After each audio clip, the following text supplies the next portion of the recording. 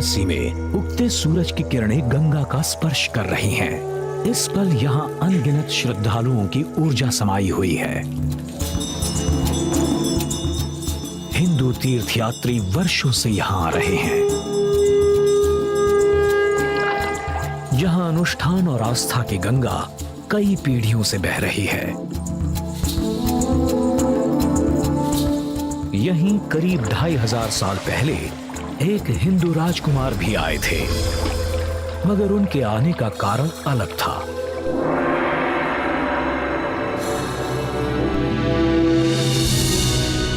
शाक्य कुल के इस राजकुमार का जन्म हुआ सिद्धार्थ गौतम के रूप में, लेकिन दुनिया उन्हें बुद्ध के नाम से जानती है। बुद्ध जो प्रबुद्ध थे। ज्ञान प्राप्ति के 7 हफ्तों बाद महात्मा बुद्ध वाराणसी के पास एक जंगल में आए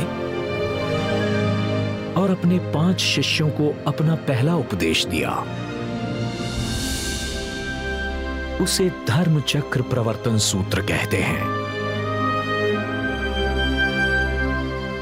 जिसका अर्थ है धर्म चक्र की गति पर नियंत्रण।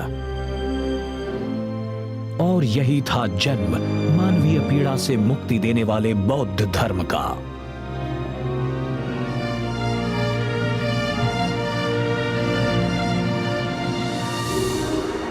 शुरुआत बहुत छोटी थी। संघ के सदस्य मठों में रहने वाले पहले बौद्ध थे।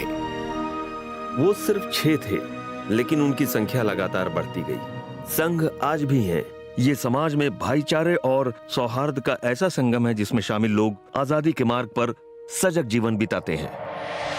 सारनाथ वाराणसी से करीब 10 किलोमीटर दूर, जहां बुद्ध ने अपना पहला उपदेश दिया था। ये बौद्ध धर्म की 4 सबसे पवित्र जगहों में से एक है, जिनमें शामिल है उनका जन्म स्थान लुम्बिनी, बोध गया जहां उन्हें ज्ञान मिला, और कुशीनगर महानिर्वाण स्थल।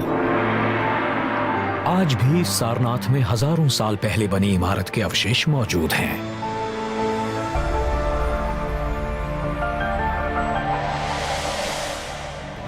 इनमें से सबसे अहम है धमेक स्तूप, जिसे कभी धर्मचक्र स्तूप कहते थे। करीब 2300 साल पहले इसे सम्राट अशोक ने बनवाया था। फिर 800 साल बाद इसका पुनर्निर्माण हुआ। माना जाता है कि यहीं पर महात्मा बुद्ध ने अपना पहला उपदेश दिया था। बेलन के आकार के इस बुर्ज का व्यास 30 मीटर और ऊंचाई 43 मीटर है। इन पत्थरों पर कभी सुंदर नक्काशी की गई थी। इसके अंदर क्या है, इसका पता आज तक नहीं लग पाया। कई लोग मानते हैं कि इसके अंदर शायद महात्मा बुद्ध के अवशेष हैं, मगर कोई पुख्ता सबूत नहीं है। यहीं से बौद्ध धर्म पूरी दुनिया में फैला था। आने वाली सदियों में महात्मा बुद्ध के उपदेश न सिर्फ इस उपमहाद्वीप में बल्कि दूर दराज तक फैलने लगे। 7वीं सदी में चीन के प्रांत चांगान में एक युवा भिक्षु उनसे बड़ा प्रेरित हुआ। शुएनजांग ने फैसला किया कि वो चीन से भारत जाएंगे, बौद्ध धर्म के जन्म स्थान उसकी शिक्षा लेने। ये एक अनजान दुनिया की तरफ उनके बड़े लंबे सफर की शुरुआत थी।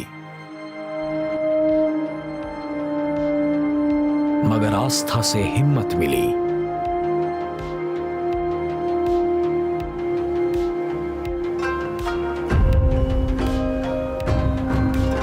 उस प्रांत के शासक ने विदेश यात्रा पर पाबंदी लगा रखी थी, लेकिन शुएनजांग ने ठान लिया था। वो सन 629 में रात के अंधेरे में अपने लंबे सफर पर निकल पड़े।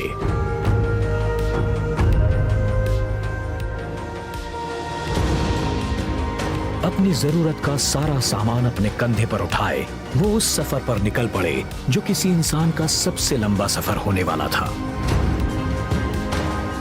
वो जाबाज मुसाफिर खतरनाक बीहड़ों को पार कर रहे थे और हर बात लिखते जा रहे थे।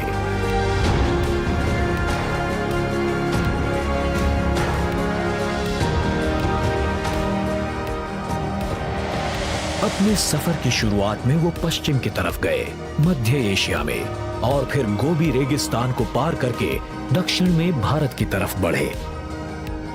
जब वो पामीर के पठार के पार भारत पहुंचे, तब तक वो 1 साल तक सफर कर चुके थे और अब भी मंजिल दूर थी। आखिरकार शुएनजांग सारनाथ पहुंचे। कहते हैं कि वो यहां मूलगंधा कुटी नाम के एक मंदिर के खंडहरों में रहे थे। माना जाता है कि महात्मा बुद्ध वहीं ध्यान लगाते थे। जब शुएनजांग सारनाथ पहुंचे तो यहाँ करीब 1,500 भिक्षु थे और ये मठ एक यूनिवर्सिटी था। यहाँ आम के बाग थे और माहौल पूरी तरह से अध्ययन और अभ्यास का था।